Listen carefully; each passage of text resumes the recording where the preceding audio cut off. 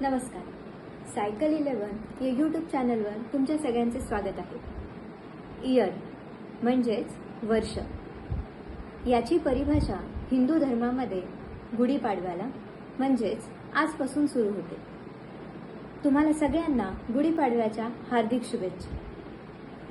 हिंदू वर्ष हे चैत्र महिन्यापासून सुरू होऊन फाल्गुन महिन्याला संपते.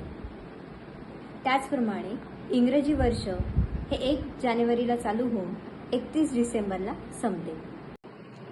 आता तुम्ही म्हणाल, हे तर आम्हाला माहीतच आहे, पण आज आपण फायनान्शियल इयर आणि असेसमेंट इयर हे काय आहे हे बघणार आहोत. आर्थिक वर्ष हे 1 एप्रिलला सुरू होते आणि 31 मार्चला संपते.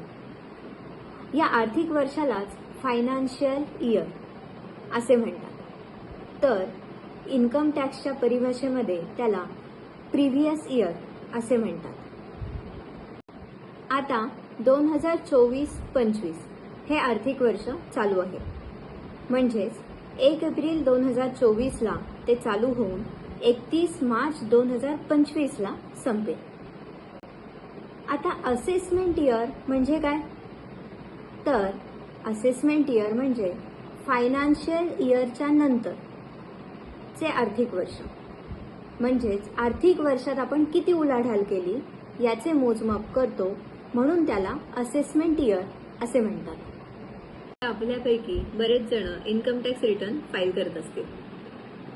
त्यामध्ये इन्कम टॅक्सच्या एक्नॉलेजमेंटवरती उजव्या साईडला असेसमेंट इयर 23-24 असं लिहिलं असेल तर त्याचाच अर्थ होतो ते ITR हे 1 एप्रिल 2022 पासून 31 मार्च 2023 या वर्षाकरता फाईल केलेला आहे.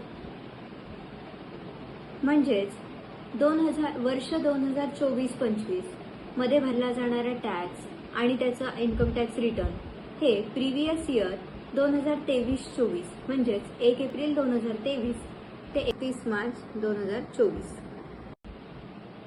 अशा प्रकारे आज आपण प्रिव्हियस इयर, फायनान्शियल इयर आणि असेसमेंट इयर ह्या तिन्ही संज्ञांची, इन्कम टॅक्समध्ये वापरल्या जाणाऱ्या संज्ञांची सोप्या भाषेमध्ये माहिती करून घेतली.